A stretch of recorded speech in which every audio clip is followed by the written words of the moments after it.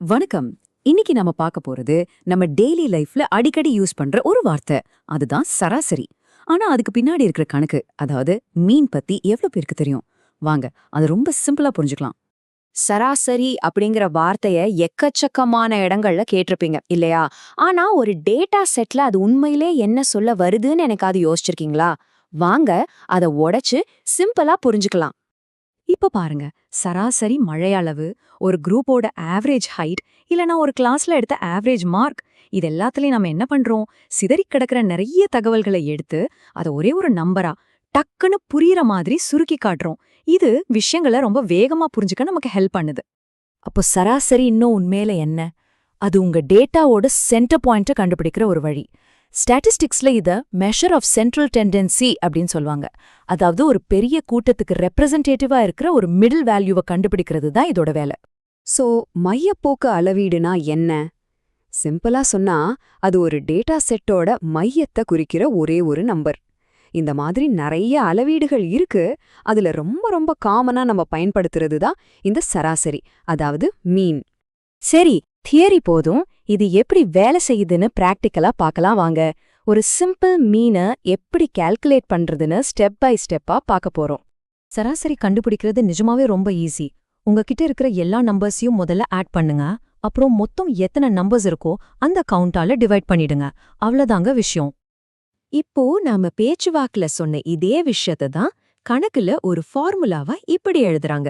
பார்க்க கொஞ்சம் காம்ப்ளிகேட்டடா தெரிஞ்சாலும் இதோட அர்த்தம் நாம இப்போ பார்த்தது மாதிரி ரொம்ப ரொம்ப சிம்பிள்.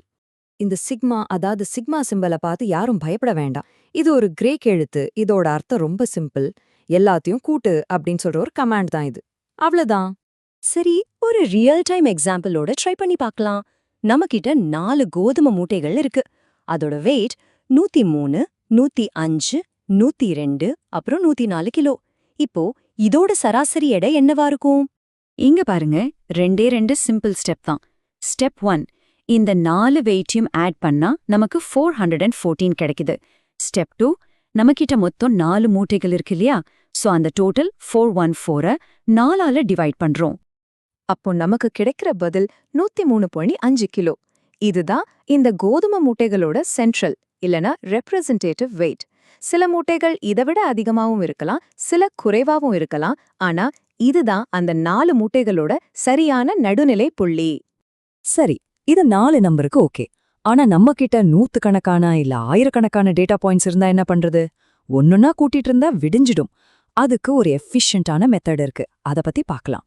இந்த சோர்ஸ் மெட்டீரியல்ல சொல்ற மாதிரியே 20 ஸ்டூடெண்ட்ஸோட மார்க்கை ஒன்னொன்னா கூட்டி ஆவரேஜ் கண்டுபிடிக்கிறது ரொம்ப நேரம் எடுக்கிற ஒரு வேலை. அப்போ இதுக்கு என்னதான் தீர்வு? இந்த மாதிரி நேரத்துல தான் ஃப்ரீக்வன்சி டேபிள் நமக்கு கை கொடுக்குது. இதுல ஒவ்வொரு மார்க்கும் எத்தனை ஸ்டூடெண்ட்ஸ் எடுத்திருக்காங்கன்னா நாம லிஸ்ட் பண்ணிடுவோம். கணக்கீட்ட இன்னும் சிம்பிளாக்க ஒவ்வொரு மார்க்கையும் அது எத்தனை தடவை வந்திருக்கோ அதால மல்டிப்ளை பண்ணி இந்த புது எஃப்எக்ஸ் காலத்தை உருவாக்குறோம். இப்போ வேலை ரொம்ப சுலபம். அந்த எஃப்எக்ஸ் காலத்தோட டோட்டலை கண்டுபிடிங்க. அத 146. அத மொத்த ஸ்டூடெண்ட்ஸோட எண்ணிக்கையான 20ஆல டிவைட் பண்ணா போதும். நமக்கு சராசரி மார்க் 7.3 கிடைச்சிடும். பாத்தீங்களா எவ்ளோ ஈஸியா முடிஞ்சிடுச்சுன்னு?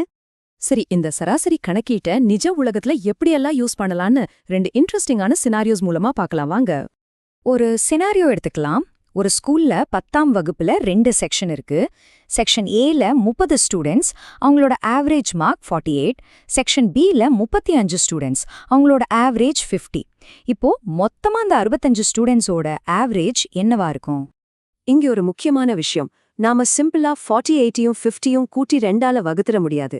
ஏன்னா 2 செக்ஷன்லயும் ஸ்டூடெண்ட்ஸ் கவுண்ட் வேற வேற.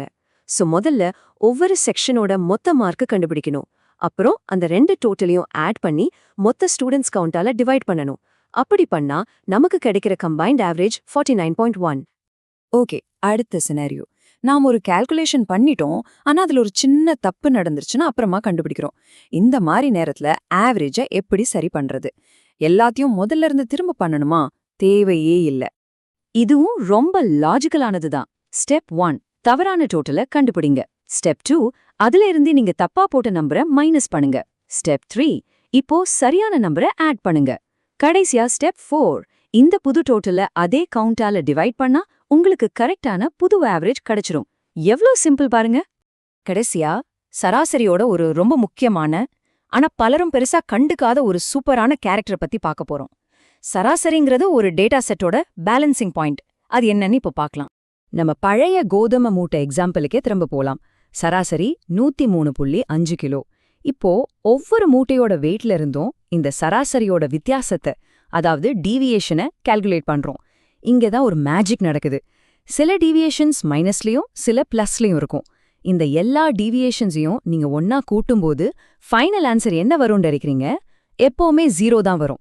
இதுதான் சராசரிய ஒரு பெர்ஃபெக்ட் பேலன்சிங் பாயிண்டா மாத்துது. சராசரிக்கு மேல இருக்கிற வேல்யூஸும் கீழே இருக்கிற வேல்யூஸும் ஒன்னு சரியா பேலன்ஸ் பண்ணிக்குது. அப்போ இன்னைக்கு நாம என்னவெல்லாம் கத்துக்கிட்டோம்? சராசரி, அதாவது மீன் அப்படிங்கிறது ஒரு டேட்டாவோட மையத்தை கண்டுபிடிக்கிற ஒரு பவர்ஃபுல்லான வழி. இத சிம்பிள் டேட்டாவுக்கும் கணக்கிடலாம், பெரிய டேட்டா செட்டுக்கு ஃப்ரீக்வன்சி டேபிள் வச்சும் ஈஸியா கணக்கிடலாம். 2 குரூப்பை ஒன்னு சேர்க்கறதுக்கும் கணக்குல நடந்த தப்ப சரி பண்றதுக்கும் இது ரொம்ப யூஸ்ஃபுல்லான டூல். ரொம்ப முக்கியமா சராசரிங்கிறது டேட்டாவோட உண்மையான சமநிலை புள்ளி. சராசரி நமக்கு ஒரு டேட்டா செட்டோட மையத்தை அழகா காட்டிடுது. இது ரொம்ப பயனுள்ள விஷயம்தான். ஆனா இந்த ஒரே ஒரு நம்பர் அந்த டேட்டாவை பத்தின வேற எந்த முக்கியமான டீடைல்ஸை நம்ம கண்ணுல இருந்து மறைக்க வாய்ப்பு இருக்கு? இத பத்தி கொஞ்சம் யோசிச்சு பாருங்க.